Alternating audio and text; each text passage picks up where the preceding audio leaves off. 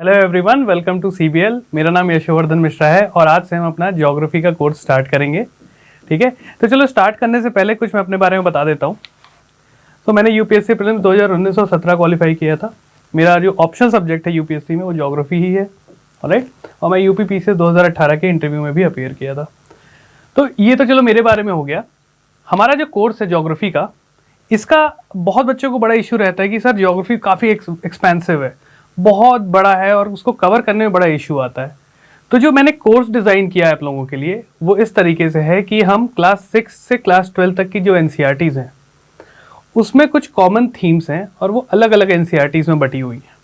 Right, तो उन NCERTs के जो पर्टिकुलर टॉपिक्स हैं उसको हम एक साथ कवर करेंगे एक पूरे सिंगल कोर्स में।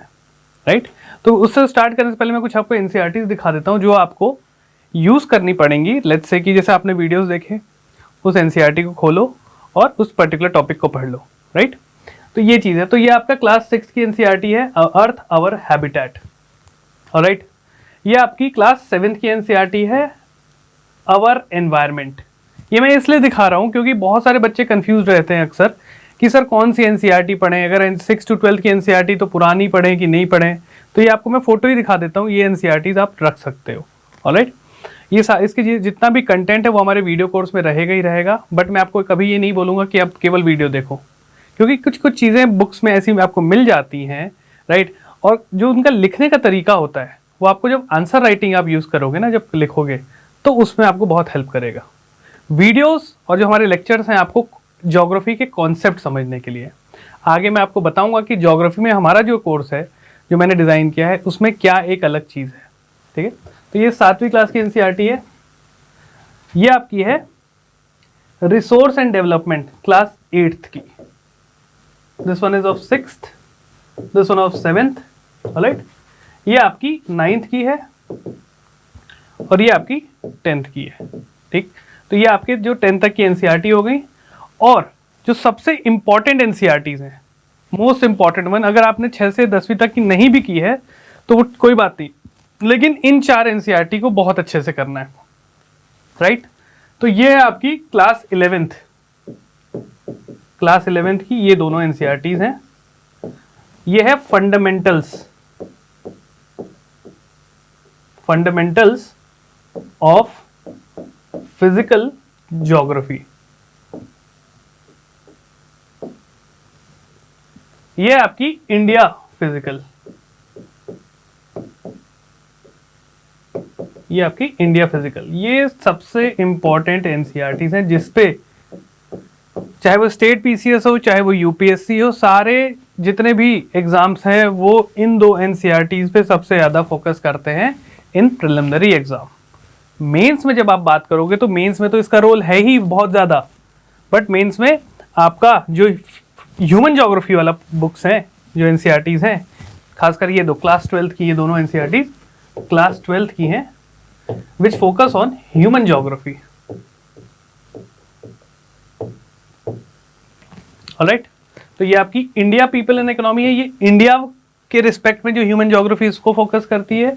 और ये फंडामेंटल ऑफ ह्यूमन ज्योग्राफी, जैसे हमने पहले इसमें देखा था फंडामेंटल ऑफ फिजिकल ज्योग्राफी है, फिर इंडिया फिजिकल है, वैसे ही ये आपकी फंडामेंटल्स ऑफ ह्यूमन ज्योग्राफी है और उसी चीज़ को अप्लाई कर दिया गया है इंडिया के ऊपर, तो इंडिया का ह्यूमन ज्योग्राफी पोर्शन। तो ये तो चलो बात हो गई हमारी एनसीईआरटीज की। ऑलराइट, अब आओ मैं आपको जो चीज़ें कुछ बता देता हूँ कि हमारा जो कोर्स डिज़ाइन है, मैं चाहता हूँ कि आपको चीज़ें बटी हुई ना मिले, क्योंकि आप जब भी कोई भी एग्ज़ाम की तैयारी करने जाते हो तो चीज़ें स्प्रेड हैं कई जगह और उसको कंपाइल करके एक जगह लाना एक स्टूडेंट के लिए संभव नहीं हो पाता है। उसके लिए हम आपके यहाँ हेल्प करने के लिए खड़े हैं। तो मैंने क्या किया है, पहले मैं आपको दिखा देता हूँ कि 6वीं से लेके 12वीं तक की एनसीईआरटी में क्या क्या चीज़ें कवर्ड है। राइट, ताकि आपको एक आइडिया लगे कि मैं जो एनसीईआरटी पढ़ रहा हूँ 6वीं से 10वीं फिर 12वीं तक में, तो उसमें एक ही चीज़ कई जगह रिपीटेड आपको मिलेंगी और मैंने क्या किया, उस चीज़ को कंपाइल कर दिया। ठीक है, तो पहले आपको दिखा देता हूँ कि 6th की एनसीईआरटी में क्या एक इंडेक्स है, ताकि आपको कोर्स के बारे में आइडिया रहे कि हम 6वीं से लेके 12वीं तक में क्या क्या चीज़ें कवर करेंगे। ऑलराइट, तो क्लास 6 की जो एनसीईआरटी है उसमें आपके बेसिकली अर्थ के ओरिजिन, ठीक है, बेसिक्स, जो बेसिक्स होते हैं ना कि earth in the solar system, latitude और लॉन्गिट्यूड क्या होते हैं, अर्थ का मोशन कैसा है, अर्थ के मेजर डोमेन्स क्या हैं, डोमेन्स मतलब भाई कॉन्टिनेंट हो गया, ओशियंस हो गया, अर्थ के इंटीरियर की चीजें हो गई, ये सब छठवीं की एनसीईआरटी में कवर करता है। फिर इंडिया के बारे में कुछ बेसिक्स हैं, इंडिया का क्लाइमेट, इंडिया का वेजिटेशन और इंडिया की वाइल्ड लाइफ, राइट।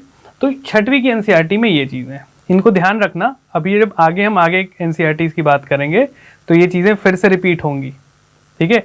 यही सेम चीज़ें आपकी क्लास 11th की इंडिया फिजिकल में अगेन आ जाती हैं, इंडिया का क्लाइमेट, इंडिया की फिजियोग्राफी, इंडिया का वेजिटेशन, राइट।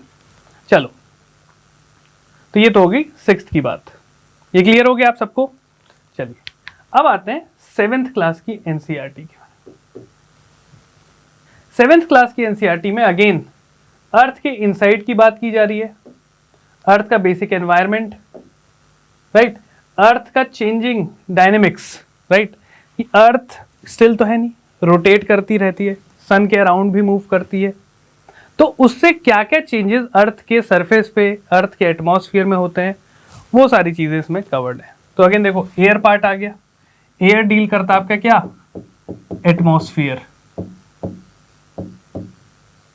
अभी बस आप समझो कि हमने जो ज्योग्राफी का कोर्स है उसमें क्या क्या चीजें पढ़नी है, अलग अलग क्लास में क्या क्या चीजें हमें किताबों में पढ़नी है, फिर मैं आपको बताऊंगा कि हमारा अप्रोच क्या होगा, तब आपको एग्जैक्टली पता चलेगा, ठीक है।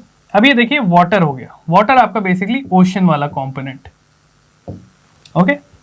Then again natural vegetation and wildlife, फिर से रिपीट हुआ, उसमें इंडिया का था, ये पूरे वर्ल्ड के लिए है, वर्ल्ड के जो मेजर वाइल्ड लाइफ और वेजिटेशन है। फिर ह्यूमन एनवायरनमेंट, जिसमें settlements, transport, communication, right, tropical sub tropical region, life in deserts, तो ये बेसिकली पूरे अर्थ के बारे, वर्ल्ड फोकस करके हम इसको कवर करेंगे। तो जो 6th की एनसीईआरटी में आपकी इंडिया फोकस था, 7th की एनसीईआरटी में वो आके वर्ल्ड को फोकस कर रहा है, ऑलराइट। चलिए, ये तो हो गया 7th क्लास की एनसीईआरटी। आगे देखते हैं 8th एनसीईआरटी में। अब ये फोकस करता है रिसोर्स और डेवलपमेंट के ऊपर। तो देखो, इससे पहले मैं आपको एक चीज बता देता हूं, मैक्सिमम लोग ज्योग्राफी को समझते हैं कि भाई geography is all about physical aspect, केवल ये फिजिकल फीचर्स को की स्टडी के ऊपर है। फिजिकल फीचर्स कैसे, माउंटेन्स हो गए, पहाड़ हो गए, आपके समंदर हो गया, अलग अलग लैंडफॉर्म्स हो गए, रिवर्स हो गई, केवल ज्योग्राफी इन्हीं से डील करता है। बट ऐसा नहीं है, ज्योग्राफी एज अ सब्जेक्ट जब इवॉल्व हो रहा था तो इसके ऊपर भी बहुत लड़ाइयाँ होती थी।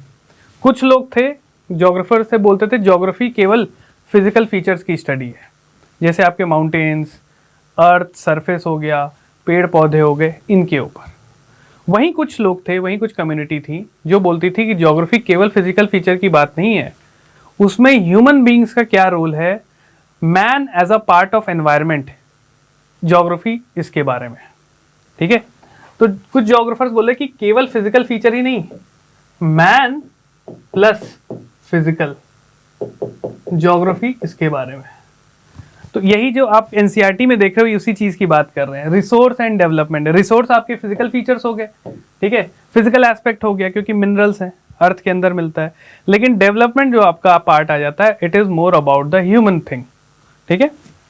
चलिए, इसमें वही चीज है, रिसोर्स हो गया, तो रिसोर्सेज डिफरेंट टाइप के होते हैं, land, water, vegetation, wild life resources, again repeat हो रहा है ये चीज, mineral and power resources, agriculture, industries, human resources, again human part है ये पूरा, तो ये ह्यूमन ज्योग्राफी।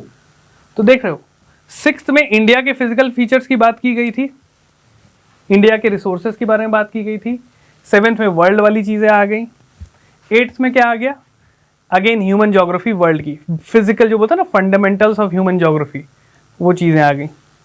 आइए 9th की तरफ बढ़ते हैं। 9th एक पूरा फोकस है इंडिया के ऊपर, इंडिया की ज्योग्राफी। अगेन देखो रिपीट हो रहा है, 6th में भी रिपीट हुआ था वो चीजें, 9th में भी रिपीट हो रही है। इंडिया का size, location, physical feature, India का drainage, climate, natural vegetation, India की पॉपुलेशन। अगेन इंडिया की चीज़ें आ गई। 10th आ जाओ, क्लास 10th, फिर वही चीज़ें आ गई, resource development, forest wild life.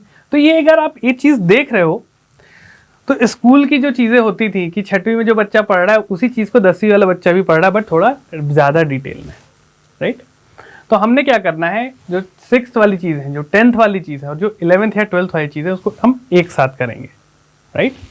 तो ऐसे ही आपका 11th की थी। 11th पूरा जो बेसिक है फिजिकल ज्योग्राफी के ऊपर, फंडामेंटल्स ऑफ फिजिकल, 11th की एनसीईआरटी है। अगेन 11th की जो इंडिया वाली है वो इंडिया फिजिकल के ऊपर है। 12th की NCERT fundamental of human geography, जिसमें आपका population, human development, primary activities जैसे एग्रीकल्चर हो गया, सेकेंडरी एक्टिविटीज़ आपकी इंडस्ट्रीज़ हो गई, वो सारी चीज़ें इसमें आ जाती हैं। और 12th की एक और जो है India human geography. Human geography पढ़ेंगे बस इंडिया के रिस्पेक्ट में हम पढ़ेंगे, ऑलराइट। तो आई होप आपको चीज़ें क्लियर हो गई कि हमारी जो ज्योग्राफी है, जो जनरल स्टडीज़ का सिलेबस हो कैसे अलग अलग एनसीईआरटी में बटा हुआ है और हम उसको एक साथ कंपाइल करेंगे। कैसे करेंगे मैं आपको बताता हूँ। देखो, सबसे पहली चीज, हमने पहले फिजिकल फीचर्स की बात करनी है। फिजिकल में जो फंडामेंटल वाली चीजें हैं, आई थिंक आपको दिख नहीं रहा होगा। तो हम पहले फिजिकल पार्ट को टच करेंगे, राइट। फिर हम टच करेंगे ह्यूमन पार्ट को। फिजिकल में देखो क्या क्या आता है, आपकी फिजियोग्राफी हो गई,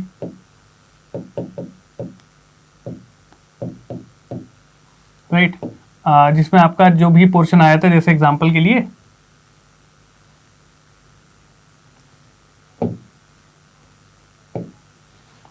जैसे आपका जियो मॉर्फोलॉजी, मतलब जियोमॉर्फोलॉजी होता है बेसिकली ज्योग्राफी का वो वाला पार्ट जो कि आपके लैंड से रिलेटेड, लैंडफॉर्म से रिलेटेड वाली चीज़ों के बारे में बातें करता है, तो वो हो गया जियोमॉर्फोलॉजी। फिर जो पार्ट क्लाइमेट के एस्पेक्ट में बात करता है, क्लाइमेट रिलेटेड चीज़ें पढ़ते हैं जो हम, वो होता है क्लाइमेटोलॉजी, ऑलराइट, जिसमें आपका एटमॉस्फेयर मतलब एयर वाला कंपोनेंट आ जाएगा। जियोमॉर्फोलॉजी बेसिकली आपका लैंड वाला कंपोनेंट है, क्लाइमेटोलॉजी एयर वाला कंपोनेंट है। फिर आपका आ जाता है ओशनोग्राफी, जो कि आपका ओशन वाला कंपोनेंट है, ठीक। इसी के साथ फिर आपके आ जाएंगे vegetation, natural vegetation and wild life, flora and fauna जिसको आप बोलते हो, फ्लोरा एंड फौना, पूरे वर्ल्ड की चीज की बात करेंगे। तो ये आपका हो गया फिजिकल एस्पेक्ट। ये हम पूरे वर्ल्ड के लिए बात करेंगे, पूरे अर्थ की बात करेंगे कि अर्थ के पूरे लैंडफॉर्म, डिफरेंट लैंडफॉर्म्स कौन कौन से होते हैं। एज अ अर्थ का एटमॉस्फेयर कैसा है, ocean as a whole of earth की हम बात करेंगे। तो ये हो गया physical aspect as a whole of अर्थ।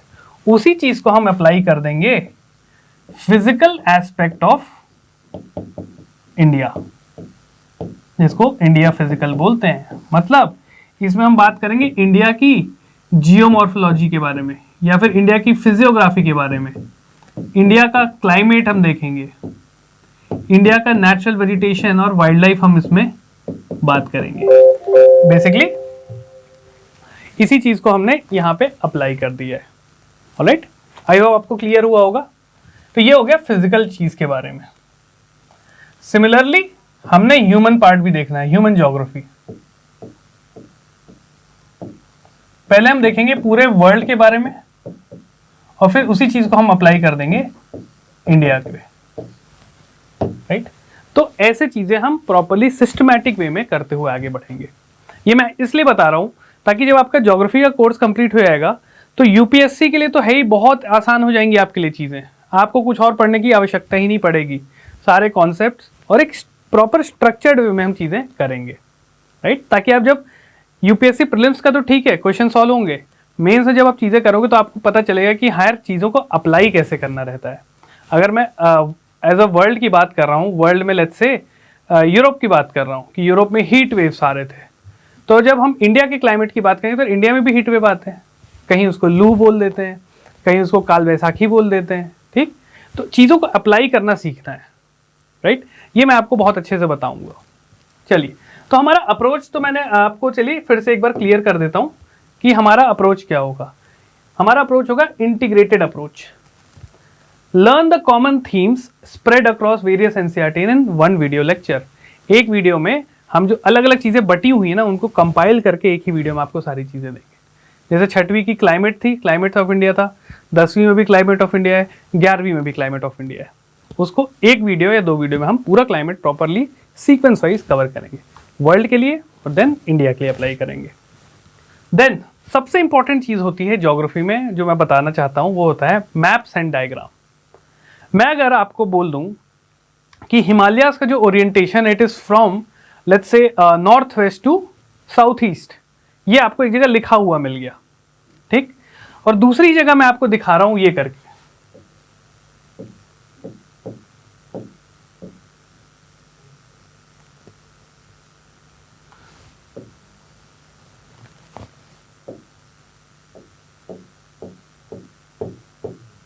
ये आपका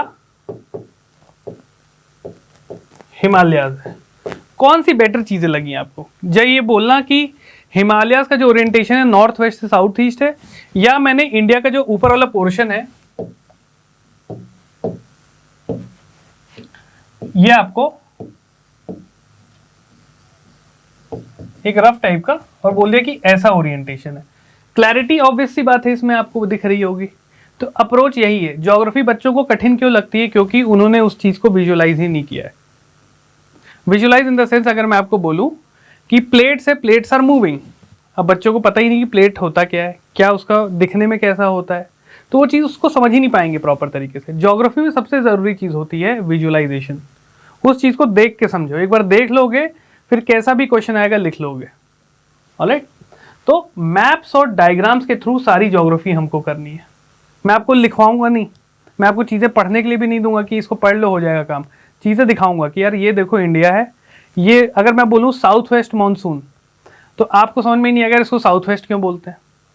बट अगर मैं आपको ये चीज़ दिखाऊं कि लेट्स से ये इंडिया है, राइट, और मानसून आपका ऐसे आ रहा है